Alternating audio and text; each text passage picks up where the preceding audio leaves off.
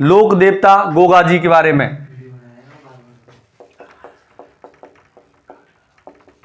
गोगा जी देखो, अपन ने पढ़े थे राजस्थान में लोक देवता, और लोक देवताओं में अपन पढ़ रहे थे राजस्थान में पंचपीर। पंचपीरों में एक लोक देवता का अपन ने अध्ययन किया था, बाबा रामदेव। रामदेव बाबा के बाद हम दूसरा लोक देवता लेकर के उपस्थित हैं आपके बीच में। लोक देवता पढ़ रहे हैं गोगा जी महाराज। ये जो गोगा जी हैं, इनका जन्म विक्रम संवत 1003 में ददरेवा चूरू में हुआ। इनका जन्म 1003 ईस्वी में, विक्रम संवत 1003 में ददरेवा चूरू में हुआ। पिताजी का नाम था जेवर सिंह, माता का नाम बाछल दे,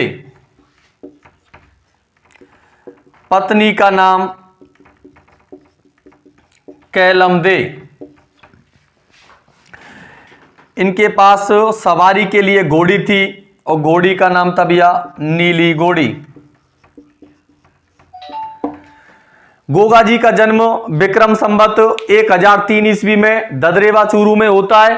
पिताजी का नाम था जेवर सिंह, माता का नाम बाचल दे, पत्नी का नाम कैलम दे, घोड़ी का नाम नीली घोड़ी।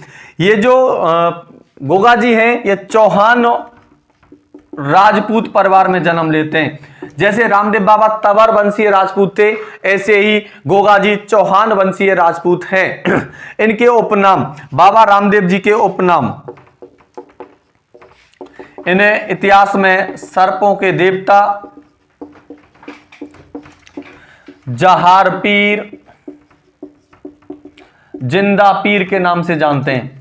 इन्हें सर्पों के देवता, जहार पीर एवं जिंदा पीर के नाम से जानते हैं। ये जो गोगा जी होते हैं, इस गोगा जी को मुस्लिम धर्म के लोग गोगा पीर कहते हैं, जबकि हिंदू धर्म में नागराज का अवतार कहा जाता है।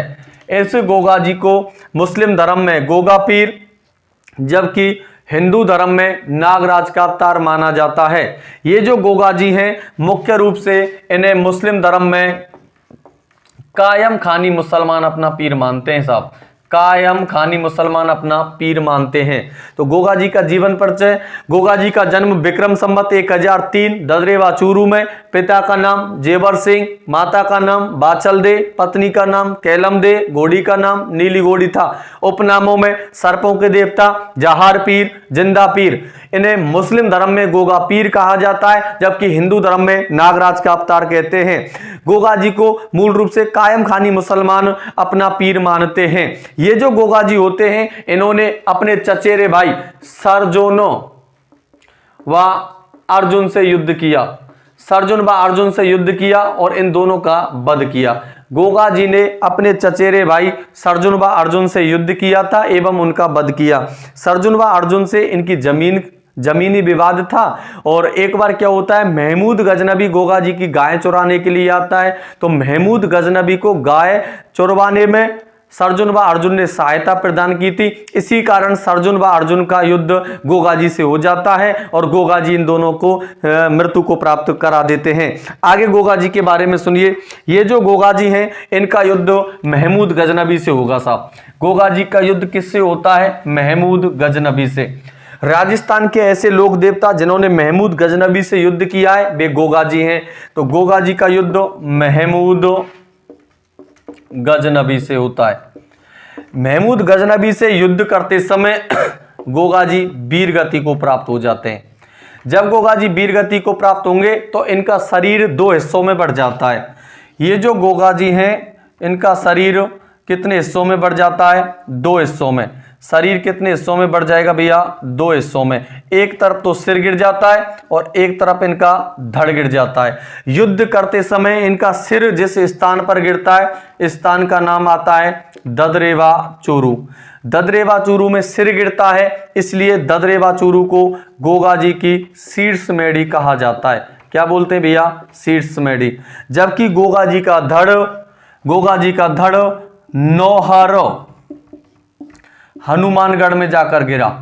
गोगा जी का धड़ नौहर हनुमानगढ़ में जाके गिरा, इसलिए इसको गोगा जी की धुरमेड़ी कहते हैं। तो गोगा जी की धुरमेड़ी कहां पर स्थित है? नौहर हनुमानगढ़ में। और गोगा जी की शीर्ष मेढ़ी कहां पर स्थित है? ददरेवा चोरू में। गोगा जी की धुरमेड़ी पर ही इनका समाधि स्थल है और इनकी धुरमेड़ी पर ही इनका मंदिर बना हुआ है। तो गोगा जी का मंदिर कहां पर स्थित होगा? नौहर हनुमानगढ़ में। इनकी धुरमेड़ी पर स्थित है और इनके मंदिर का निर्माण फिरोज शाह तुगलक ने करवाया था।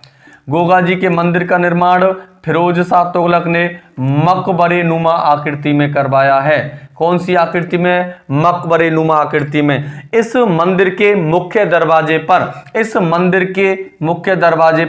बिस्मिल्लाह चिन्ह अंकित होता है। गोगा जी के मंदिर के मुख्य दरवाजे पर कौन सा चिन्ह अंकित है? बिस्मिल्लाह चिन्ह अंकित है। इनके मंदिर का निर्माण फिरोज शाह तुगलक ने मकबरे नुमा आकृति में करवाया है। इनके मंदिर के मुख्य दरवाजे पर बिस्मिल्लाह चिन्ह अंकित है। लेकिन मंदिर का पुनः निर्माण बीकानेर के शासक गंगा सिंह ने करवाया था। और ये जो बीकानेर के शासक गंगा सिंह है, मंदिर का निर्माण हिंदू शैली में करवाते हैं। कौन सी शैली में भैया? हिंदू शैली में। तो गोगा जी का मंदिर दोनों शैलियों में निर्मित है, जिसकी निचली मंजिल हिंदू शैली में मानी जाती है, जबकि ऊपरी मंजिल मुस्लिम शैली में या मकबरे नुमा आकृति में मानी जाती है। इस मंदिर के मुख्य दरवाजे पर बिस्मिल्लाह चिन्ह अंकित होता है। इस मंदिर पर प्रतिवर्ष मेला नौहर हनुमानगढ़ में ही मंदिर पर मेला या इनकी धुरमेड़ी पर मेला भादवा कृष्ण नवमी के दिन आयोजित होता है। इस नवमी को गोगा नवमी कहा जाता है। क्या बोलेंगे भैया? गोगा नवमी।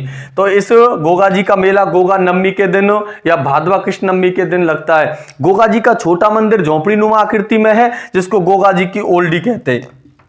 क्या बोलेंगे भैया? ओल्डी। ओल्डी गोगा जी की कहां पर स्थित है? तो सांचौर जालौर में। गोगा जी की ओल्डी कहां पर स्थित है? सांचौर जालौर में। ये गोगा जी से संबंधित सामान्य बातें होती हैं। ये जो गोगा जी हैं, इनके गुरु का नाम है भैया गोरखनाथ। गोगा जी के गुरु का नाम क्या है? गोरखनाथ। और गोरखनाथ का तपस्या स्थल नौलाभ बाग कहलाता है। नौलाभ बाग।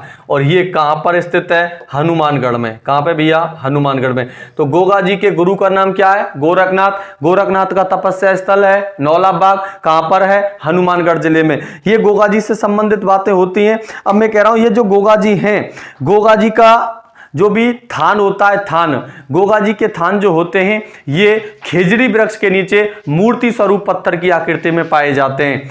कुछ किसान लोग जब पहली बार खेत में अपना हल लेकर के जाते हैं, तो गोगा जी के नाम की अपने हाथ पर, इसका मतलब किसान अपने पर और अपने हल पर इनके नाम की राखी बांधता है, जिसको गोगा रखनी कहा जाता है। तो ये गोगा जी से संबंधित मूलभूत बातें हैं। आपको फिर हाजिर होऊंगा एक नई वीडियो के साथ। तब तक के लिए धन्यवाद। नमस्कार। जय राजस्थान।